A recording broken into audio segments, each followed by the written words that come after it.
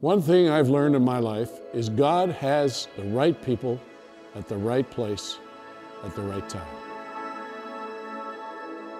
I went to Changsha, part of China that was very hard to get to in the early 80s. And when we arrived there, we went to see the people who were stationed there to work to operate a computer clinic and training center for people to lead them to Christ. It was very difficult to do missionary work. You had to have a good reason to be there, and that was their reason. Next morning, it was time to come back to Hong Kong and then go on to the Philippines. We were taken to the airport. It was during Chinese New Year's when everybody travels, but nobody at that time traveled by air in China, and we were told at the airport the plane was canceled. I said, you mean, when you say canceled, I don't see anybody else here. There's no flights going? No, it's Chinese New Year's. Everybody goes home. So I said, well, what do we do? He says, well, maybe in 2 or 3 days they'll take off. So we tried to rent an airplane. We tried everything and decided we're going to go by train.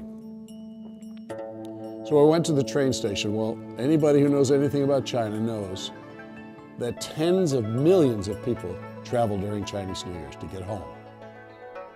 We couldn't get within 3 blocks of the train station for people camped out on the streets. And I had along with me a lady and a man and myself, 3 of us. So we got our bags and we walked to the train station. I went up to the front of the line where people were going to Canton, so they all spoke Cantonese. A ticket in those days cost $9 from Changsha to Canton. I said, I will give anybody here $100 US for your ticket. How about $200 US for your ticket? We could not buy a ticket, and there were mobs of people. You couldn't even walk, there were so many people. So finally I said, well, let's go to the VIP area. There was a long marble staircase up to a big door with some policemen, and it said VIP entrance. So the other man, Scott, and I, with the lady between us, walked up the stairs, and we walked toward the door, and the policemen started to gather around because they saw we were serious. So I said to Scott, don't pay any attention to them. Just walk right past them, right through them, right over them. They're little guys. When we got to them, the first policeman that got to me, I picked him up by his arm, and I was still walking. And the second one, I had my hand around him with his belt, and I had him off the ground.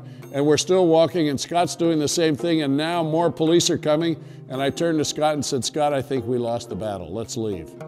So I said, oh, we're not supposed to go here? I'm so sorry. We turned around and went back down the stairs. At this point, the lady had to go to the bathroom. So she and Scott left, and I stood there with all our stuff with mobs around us. All of a sudden, a little woman came up to me with a blue coat on and a hat on, and in perfect Queen's English, she said, good evening, how are you? I said, good evening, I'm fine, how are you? She said, I'm fine. Is there any way I can help you? I said, well, as a matter of fact, we're trying to go to Canton. She said, come with me. I said, well, there's 2 other people. They've gone to the ladies' room. They'll be right back. She says, all right, we'll wait. Perfect English in Changsha. Pretty soon they come back. She said, follow me. After she said good evening to them. We followed her to the steps to go up to the VIP lounge where we had just fought the Third World War. As we walked towards the police, I said to Scott, this ought to be interesting because they were mad at us when we left. When we got there, they saluted and opened the door and let us in. We walked through one room and another door opened and they saluted and we walked. Now we're out on the platform. We walked the whole length of the train.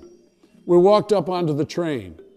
The woman put us in our own room, our own cubicle. And she said, have a nice trip to Canton. As we're putting the bags away, the lady who was with us said, I hope you took care of her. And I turned around to give her the biggest tip I'd ever given to anybody in my life. And she was gone. So I went out to look for her.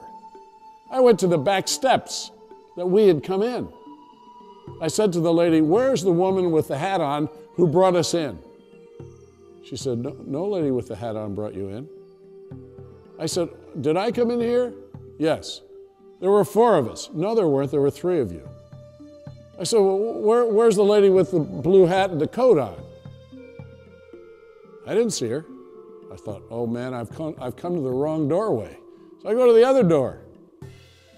I said, "Did I come in this door?" She said, "No, you came in the other one." I said, "Did I walk by here?" "Yes." "Did you see 4 of us?" "No, I only saw 3 of you." I said, "You didn't see a little lady with a blue hat and a coat on?" I'm starting to get mad now. "No." So I went and got Scott. I said, "Scott, come here." Scott speaks Chinese too. And they're from Canton, so they all speak Cantonese.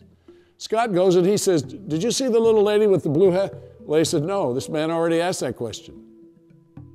"Well, you didn't see 4 of us come out here?" "No, only 3 of you." "Why did you let us on?" "Because I was supposed to."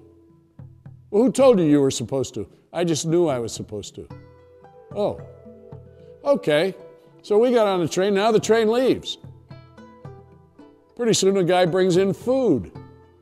So I said, "Who told you to bring that food?" He said, "There's a note on the wall in our room in the kitchen that says, 'Take food to cabin number,' whatever ours was."